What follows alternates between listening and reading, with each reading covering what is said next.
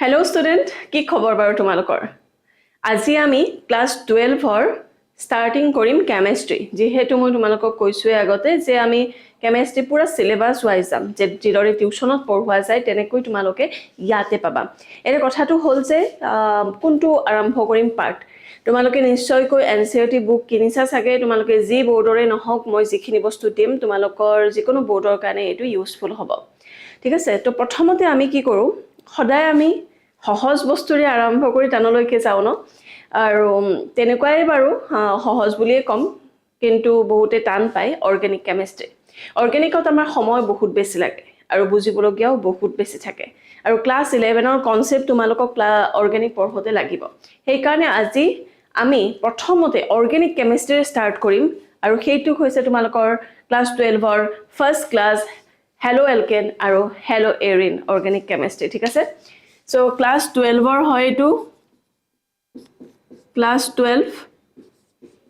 CBSE हुआ नतुबा एसएब हुआ कोनो प्रॉब्लम নাই তোমালোকৰ এটো কটেকাৰা কাৰণে হ'ব আৰু আমি পঢ়িম আজি অৰ্গেনিক কেমিস্ট্ৰি ঠিক আছে অৰ্গেনিক কেমিস্ট্ৰি তোমালোকৰ প্ৰথম চেপ্টাৰটো হৈছে হেলো এলকেন আৰু hello Erin Hello alkenes and hello arenes total marks আছে তোমালোকৰ 7 marks আৰু আমাৰ টাৰ্গেট হ'ব এই 7 marks আমি পুৰা গোটা নম্বৰ আমি পাম ঠিক আছে একদম সহজ ভাবে মই বুজাই যাম আৰু সহজ ভাবে চাবা পৰীক্ষাত জিদৰে কোৱেশ্চনছ বোৰ আহে তেনেকৈ মই তোমালোকক পঢ়াম একো মানে আননেসেসাৰি বস্তু বহুত বেছি কিবা কিবি কৰি নাথাকো সেই কাৰণে মনোযোগ দিবা আৰু প্ৰথমৰ পৰা বুজিবলৈ চেষ্টা কৰিবা যে মই কৈছো কি ঠিক আছে তো প্ৰথম যিকোনো এটা চেপ্টাৰৰ নামটোৰ পৰা আমি অৰ্থটো কিন্তু বুজাটো খুব বেছি জৰুৰী যে নামটো কি বাৰু হেলো এলকেন মানে কি আৰু হেলো এৰিন মানে কি ঠিক আছে তো হেলো মানে হৈছে हेलो प्लस एल्केन বুলি কৈছে ন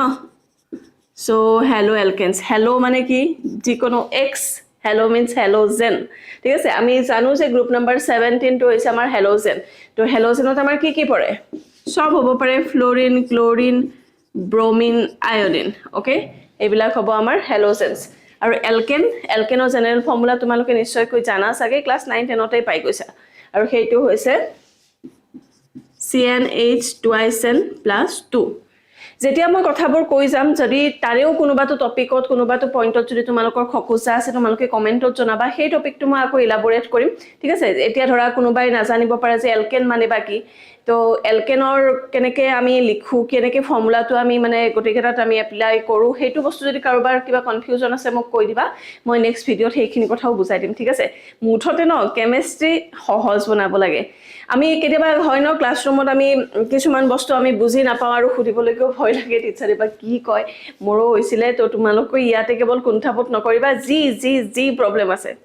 একদম হেজিটেশন নকৰাকে কৈ দিবা মই তোমালোকক বুজাই দিম এটা নেক্সটটো হৈছে হেলো এৰিনস হেলো প্লাস এৰিনস ঠিক আছে এৰিনস মানে কি আমাৰ এৰাইল গ্ৰুপ এৰোমেটিক ৰিং আমি বিভিন্ন ধৰণৰ কথা আমি ক্লাস 11 ত পাইছো সেইটো পাৰ্ট বাৰু মই ভালকে বুজাই দিম আকৌ নেক্সট ক্লাছত আজি আমি হেলো এলকেনটোত আমি কনসেন্ট্ৰেট কৰিম এটা কথাটো হল হেলোজেন মানে গম পালো এইকেটা এলকেন মানে গম পালো এইকেটা এই কথাটো হৈছে হেলো এলকেন যদি হ'ব লাগে মানে প্যাটাৰ্নটো হৈছে RX বুলি তাক কোৱা হয় R মানে হৈছে এলকাইল গ্ৰুপ এটা বহুতে হয়তো এটো ডাউট থাকিব পাৰে যে এলকাইল গ্ৰুপ মানে কি R বুলি যে কও আমি এলকাইল গ্ৰুপ মানে একো নাই এলকেনত যিমান কটা হাইড্ৰোজেন আছে তাৰে পৰা এটা হাইড্ৰোজেন কমাই দিলে তোমাৰ এলকাইল হৈ যাব ধৰি লোৱা সাপোজ আমাৰ আছে CH4 মানে আমি জানো যে মিথেন হয় না এই মিথেনটো যদি কাৰোবাৰ লগত গ্ৰুপ হিচাপে থাকে ধৰা এটা কাৰ্বন চেইন আছে কাৰ্বন চেইন এটা দেখিছো আৰু তাতে কৰবাত আমাৰ মিথে মানে কাৰ্বন এই CH4 থাকিব লাগে তেতিয়াটো CH4 থাকিব নোৱাৰে তেতিয়া CH3 থাকিব এই CH3 থাকিলে এই পাৰ্টটো যেটো হয় এইটো কোৱা হয় এলকাইল গ্ৰুপ আৰু এইটোৰ ক্ষেত্ৰত ইয়াৰ নাম হ'ব মিথাইল ঠিক আছে তো মিথাইল হল তো কি দেখিলা যে এলকেনটো আছিল আমাৰ CH4 আৰু মিথাইল হৈ যোৱাৰ লগে লগে হৈ গল আমাৰ CH3 মানে আমাৰ এলকেনৰ এটা হাইড্ৰোজেন যদি তুমি কমাই দিয়া তেতিয়ালে সেইটো হৈ যাব এলকাইল গ্ৰুপ ঠিক আছে আমি যিমানে আগুৱাই যাম আমি আৰু বেছি ডিটেইলছত এইবিলাক পঢ়ি যাম একদম চিন্তা নকৰিবা তো প্ৰথম কথাটো হ'ল হেলো এলকেন আমি পঢ়ি আছো তাৰ ফৰ্মুলা আমি গম পালো Rx আৰু যিকোনো ধৰণৰ এলকাইল গ্ৰুপ থাকিব আৰু X মানে হেলোজেন তাতে জড়িত হৈ থাকিব এৰে কথাটো হৈছে ইয়াতে আৰু এটা ইম্পৰ্টেন্ট কন্ডিশন আছে আৰু সেইটো হৈছে sp3 hybridized carbon হ'ব লাগিব যে হেলোজেন এটমটো কোত এটাচড হ'ব লাগিব sp3 hybridized কাৰ্বনৰ লগতহে এটাচড হ'ব লাগিব এইখিনি ক্ষেত্ৰতে আমাৰ প্ৰবলেম হ'ব বহুতৰে যে sp3 sp2 sp মানে হাইব্ৰিডাইজেশন মানে বাকি ঠিক আছে তো এই টপিকটো একেবাৰে ভিতৰত সোমোৱাৰ আগতে মই তোমালোকক হাইব্ৰিডাইজেশন কনসেপ্টটো আজি এই ক্লাছটোতে বুজাই দিম আৰু তাৰ পিছৰ কথাটো পিছৰখিনিত আমি আৰু বেছি ডিটেইলছত যাম অলপমান সময় লাগিব আমাক কাৰণ মই তোমালোকক প্ৰতিটো শব্দ ইয়াতে ইউজ হোৱা প্ৰতিটো শব্দৰ ইলাবোৰেট কৰি যাম যাৰ যি কনফিউজন থাকে সেইখিনি তোমালোকৰ দূৰ হ'ব আৰু যদি কাৰোবাৰ এই কনসেপ্টখিনি ক্লিয়াৰ আছে তোমালোকে অকমান ফাষ্ট কৰি পেলাই বা অলপমান সেইখিনি স্কিপ কৰি পেলাই আগৰখিনি শুনিব পাৰা তেনে বলা আজি আমি এতিয়া হাইব্ৰিডেশন কনসেপ্টটো পঢ়িম ওকে তো মই ৰাপ কৰি দিও বাৰু এইবিলাক সব সোৱাদে কেমিষ্ট্ৰিটো ন একেবাৰে যদি তুমি ভাবিছা যে কোনোবাই পুৰা একদম টু দা পইণ্ট কেইটামান কুৱেশ্যন দিব আৰু মই সেইকেইটা পঢ়ি পেলাই একদম মানে ভাল নম্বৰ পাম ফাইনেলত তেতিয়াহ'লে এইটো ভাবিলে তোমালোকৰ ভুল হ'ব কাৰণ কেমিষ্ট্ৰি ন বুজি নাপালে ফিজিকেল আৰু ইনঅৰ্গেনিক কেমিষ্ট্ৰিও তুমি হয়তো অকমান পাৰিব পাৰা কিন্তু অৰ্গেনিক কেমিষ্ট্ৰি তোমালোকে বুজি নাপালে একদম মানে পসিবল নহয় বুলি ক'লেও হয়তো ভুল নহ'ব ঠিক আছে তো মই এতিয়া তোমালোকক বুজাম হাইব্ৰিডাইজেশন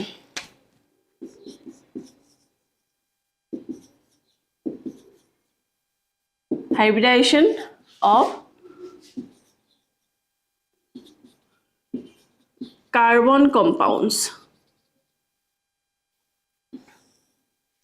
কাৰোবাৰ যদি এইখিনি বস্তু লিখিবলগীয়া আছে ভিডিওটো পজ কৰি লবা আৰু লিখি লবা মই খুব ধুনিয়াকৈ লিখায়ও যাম যে কন্ডিশনছটো কেনেকৈ কি ভাবিব লাগে কি কথা ঠিক আছে আৰু যদি কোনোবা প্যাটাৰ্ন কোনোবাটো মানে ক্লাছৰ তোমালোকক নোটস লাগে মই হেতু প্ৰভাইড কৰিব চেষ্টা কৰিম আৰু আমি এনেকৈ অকমানকৈ আগুৱাই যাম তোমালোকৰ নিড অনুসৰি কি প্ৰয়োজন অনুভৱ কৰা সেইখিনি মই গম পাম তোমালোকে জনালে আৰু সেই হিচাপে আমি ইমপ্ৰুভ কৰি যাম তো ঠিক আছে বাৰু আজি আমি হাইব্ৰিডাইজেশন অফ কাৰ্বন কম্পাউণ্ডছৰ কথা পঢ়িম এটা চোৱা কাৰ্বন মানে হৈছে কি এটমিক নাম্বাৰ কিমান hydrogen helium lithium beryllium boron carbon 6টা হৈছে 6 হৈছে তাৰ এটমিক নাম্বাৰ তো আমি যদি তাৰ ইলেক্ট্ৰনিক কনফিগাৰেশন 10ত যে পাইছিলা তেনেকৈ যদি চাও তেতিয়ালে 2:4 হ'ব ঠিক আছে আৰু যদি আমি electronic configuration according to our class 11 চাও তেতিয়ালে কি হ'ব 1s2 2s2 আৰু 2p2 ঠিক আছে এইটো হ'ব আমাৰ ইলেক্ট্ৰনিক কনফিগাৰেশন 11ত চাগে তোমালোকৰ ক্লিয়াৰ হৈছে কাৰোবাৰ কিবা ডাউট থাকিলে মই আৰু বাৰু পিছত 11ৰ ক্লাছ আহি থাকিব তাৰ পৰা চাই ল'ব পাৰিবা যে কি নক বাৰু এইটো হৈছে আমাৰ কাৰ্বনৰ ইলেক্ট্ৰনিক কনফিগাৰেশন এটা ভ্যালেন্স সেল কোনটো ইয়াৰে এইটো যদি চোৱা তেতিয়ালে ভ্যালেন্স সেল 4 মানে লাস্ট ভ্যালেন্স সেল তাতে 4টা ইলেক্ট্ৰন আছে আৰু ইয়াৰে ভ্যালেন্স সেল হৈছে 2s and 2p আৰু তাত কিমানটা ইলেক্ট্ৰন আছে ইয়াতে দুটা টোটাল 4টা ইলেক্ট্ৰন আছে মানে কাৰ্বনে কি কৰিব পাৰিব যদি কাৰোবাৰ লগত বন্ডিং কৰায় তেতিয়ালে মাত্ৰ আৰু মাত্ৰ 4টা ইলেক্ট্ৰন হে কি ইউজ কৰিব পাৰিব কাৰণ ভ্যালেন্স ইলেক্ট্ৰন বিলাকহে বন্ডিংত ইনভলভ হয় ঠিক আছে তো সেই কাৰণে আমাৰ কাৰ্বনৰ যদি আমি চাও তেতিয়াহলে হাইব্ৰিডাইজেশনত অকল s আৰু p2 এ থাকে মানে s আৰু p থকা হাইব্ৰিডাইজেশন বিলাকহে তুমি কাৰ্বনৰ ক্ষেত্ৰত দেখা পাবা কিন্তু ইনঅৰ্গেনিক ক্ষেত্ৰত ইনঅৰ্গেনিক কেমিষ্ট্ৰি তোমালোকে দেখিবা যে এনেকুৱা ধৰণৰ হাইব্ৰিডাইজেশন থাকিব যে dsp2 dsp3 ঠিক আছে তো তেনেকুৱা d অৰবিটেল ইনভলভ হয় কিন্তু কাৰ্বনৰ ক্ষেত্ৰত তোমালোকৰ অনলি s আৰু p অৰবিটেল হে ইনভলভ হোৱা দেখিবা এৰ কথাটো হৈছে হাইব্ৰিডাইজেশন মানে কি যে এই অৰবিটেল বিলাকে ন নিজৰ মাজতে ধৰা কাৰ্বনৰ লগত হাইড্ৰোজেন আছে তো কাৰ্বনৰ এটা অৰবিটেল আৰু হাইড্ৰোজেনৰ এটা অৰবিটেল মিক্সিং হয় আৰু মিক্সিং হৈ পেলাই আমাৰ হাইব্ৰিডাইজেশন বিলাক ক্ৰিয়েট কৰে এতিয়া বাৰু এইটো 11ৰ কথা মই নাযাও ইমান ডিটেইলছত প্ৰয়োজন হলে কবা কমেন্টত জনাই দিম ভালকে তো এতিয়া আমি কি পাম হাইব্ৰিডাইজেশন অফ কাৰ্বনৰ তো আমি যদি চাও তেতিয়া হলে দেখিবা তোমালোকে ওলাব লাগিব টোটেল ইলেক্ট্ৰন পেয়াৰ উলিয়াবা কি হয় বুজাই দিম বাৰু টোটেল ইলেক্ট্ৰন পেয়াৰ মানে হৈছে LP plus BP LP plus BP মানে কি LP plus BP মানে হৈছে লোন পেয়াৰ প্লাস বন পেয়াৰ ওকে তাৰ পাছত তোমালোকৰ কি লাগিব ইয়াতে তোমালোকে গম পাবা হাইব্ৰিডাইজেচন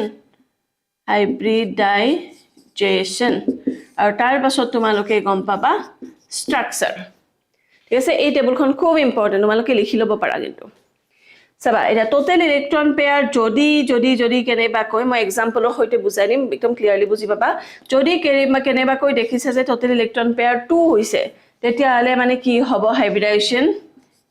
SP সদায় S এটা দিয়ে দিবা ফাৰ্স্ট তাৰ পাছত ৰৈ যোৱা যিমান ৰৈ গল হিমানখিনি P মানে 2 আছে ন টোটেল S এটাত গল আৰু বাকি থাকিল কিমানটা আৰু এটা বাকি থাকিল তো হেতু হৈ যাব আমাৰ P মানে হাইব্ৰিডাইজেচন SP তো স্ট্ৰাকচাৰ কি হ'ব এনেকুৱা যদি হয় হাইব্ৰিডাইজেচন তেতিয়ালে স্ট্ৰাকচাৰ হ'ব আমাৰ লিনিয়াৰ এক্সাম্পল যদি আমি লও তেতিয়া হলে সোৱা ধৰি লোৱা এখানে তেলে গম পাবা বাৰু কাৰ্বন হাইড্ৰোজেন আছে আৰু ট্ৰিপল বন আছে কাৰ্বন হাইড্ৰোজেন আছে এইটো সোৱা এটা সোৱা ইয়াৰ ক্ষেত্ৰত যদি তুমি এইটো কাৰ্বনৰ ক্ষেত্ৰত সোৱা এইটো কাৰ্বনৰ তোমাৰ হাইব্ৰিডাইজেচন লাগে আৰু এইটো কাৰ্বনৰ হাইব্ৰিডাইজেচন লাগে দুটা ক্ষেত্ৰত একেই হ'ব এই কাৰ্বনটো যদি সোৱা তেতিয়ালে হাইড্ৰোজেনৰ লগত এটা বন্ড আছে যদিও আমাৰ মেনশন কৰা নাই আৰু এটা কি আছে ট্ৰিপল বন্ড আছে হাইব্ৰিডাইজেচনৰ ক্ষেত্ৰত তোমালোকৰ সিঙ্গল বন্ড থাকক ডাবল বন্ড থাকক বা ট্ৰিপল বন্ড থাকক তোমালোকে অনলি ওয়ান বন্ড বুলি কাউন্ট কৰিবা মানে আমি কি কও যে one double bond one triple bond one single bond হয় না সো সেই কাৰণে ইয়াতে ট্ৰিপল বন্ড আছে তোমালোকে কি বুলি কাউন্ট কৰিবা মাত্ৰ ওয়ান বুলি কাউন্ট কৰিবা লগতে আছে কি হাইড্ৰোজেন আছে হাইড্ৰোজেনৰ লগত এডাল বন্ড আছে মানে টোটেল বন্ড কিমানটা আছে টোটেল বন্ড আছে আমাৰ ইয়াতে যে বন্ড পেয়াৰ বুলি আছে সেই বন্ড পেয়াৰ মানে হৈছে টোটেল বন্ড ওকে তো ইয়াতে লোন পেয়াৰ কিবা দেখিছা নেকি লোন পেয়াৰ মানে কি এই যে এক্সট্ৰা কে দুটা ইলেক্ট্ৰন থাকে ওপৰত যাৰ কোনো বন্ডিংৰ লগত ইনভলভ নহয় তেনেকুৱা বিলাকক আমি কি কও লোন পেয়াৰ ইয়াতে কোনো ধৰণৰ লোন পেয়াৰ নাই যদি আমাৰ কি হ'ব বন্ড আছে কিমানটা বন্ড আছে এডাল ট্ৰিপল বন্ড আছে আৰু এডাল সিঙ্গল বন্ড আছে মানে আমাৰ টোটেল বন্ড কিমান হ'ল দুটা আৰু হাইব্ৰিডাইজেচন এই কাৰণে কি হ'ব আমাৰ SP ঠিক আছে তো এই কাৰ্বনটোৰ হাইব্ৰিডাইজেচন SP আৰু এইটোৰো হ'ব আমাৰ SP বুজি পালা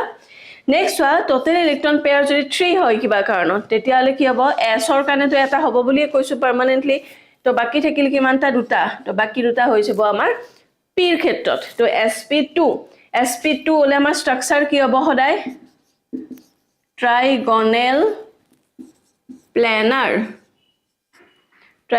প্লেনাৰ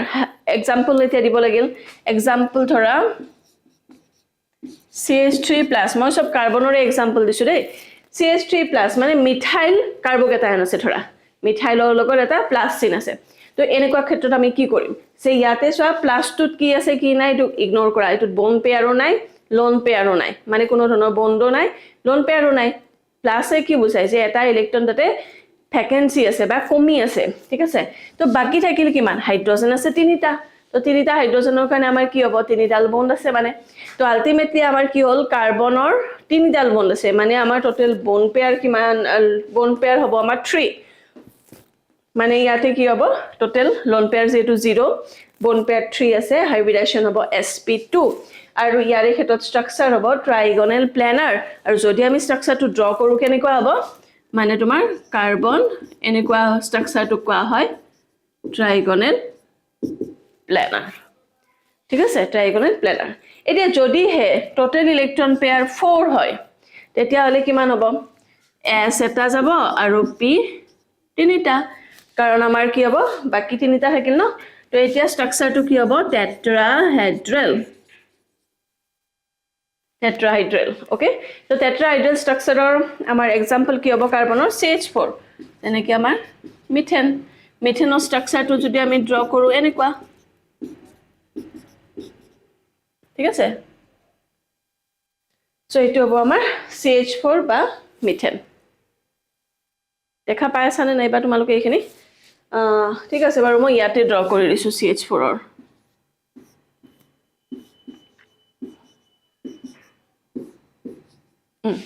এইটো হৈছে আমাৰ CH4 বা মিথেনৰ স্ট্ৰাকচাৰ তো কিমানটা আছে ইয়াতে কাৰ্বনৰ লগত টোটেল 4টা বন্ড আছে কোনো ধৰণৰ লোন পেয়াৰ নাই মানে আমাৰ কি হ'ল টোটেল ইলেক্ট্ৰন পেয়াৰ 4 মানে হাইব্ৰিডাইজেচন হ'ব আমাৰ SP3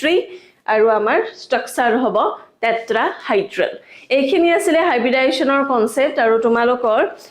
কাৰ্বনৰ মাত্ৰ এই তিনিটাই হাইব্ৰিডাইজেচন পাবা sp sp2 আৰু sp3 কিয় কাৰণ কাৰ্বনৰ টোটেল ইলেক্ট্ৰন পেয়াৰ 4তকৈ ওপৰত যাব নোৱাৰে বিকজ আমি প্ৰথমতে দেখিছো যে তাৰ ভ্যালেন্স ইলেক্ট্ৰন মাত্ৰ 4 এই আছে ইয়াতে আমাৰ ভ্যালেন্স ইলেক্ট্ৰন মানে আমাৰ যোজক কক্ষত থকা ইলেক্ট্ৰনৰ সংখ্যা সদায় 4 সেই কাৰণে আমি 4তকৈ ওপৰত হাইব্ৰিডাইজেচন হি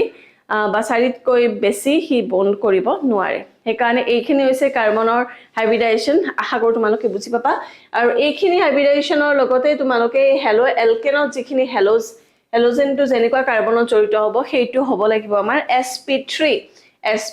হাইব্ৰিডাইজড কাৰ্বন হলেহে হেলো এলকেন হ'ব আৰু দিখলিয়া হৈ যাব বাকিখিনি আমাৰ এইটো চেপ্টাৰৰ পিছত আৰু কন্টিনিউ কৰিম এতিয়ালৈকে এইখিনি কিন্তু খুব ইম্পৰ্টেন্ট এই টেবুলখন খুব বেছি ইম্পৰ্টেন্ট তোমালোকে লিখি থৈ দিয়া ভিডিওটো পজ কৰি আজিয়ে মই যেনেকৈ কওঁ তেনেকৈ পঢ়ি যাবা মই সিওৰ যে যদি তোমালোকে মোৰ গাইডেন্স মতে পঢ়ি যোৱা তোমালোকে 100% মাৰ্কস আয়ত্ত কৰিবলৈ সক্ষম হ'বা ক্লাস 12ত এই কাৰণে এইখিনি খুব ইম্পৰ্টেন্ট 11ৰ যদি কোনোবা ষ্টুডেন্টে চাই আছে তথাপিও ইম্পৰ্টেন্ট আৰু 12ৰ কাৰণেতো ডেফিনেটলি ইম্পৰ্টেন্ট ঠিক আছে বাৰু আকৌ লগ পাম নেক্সট ভিডিওত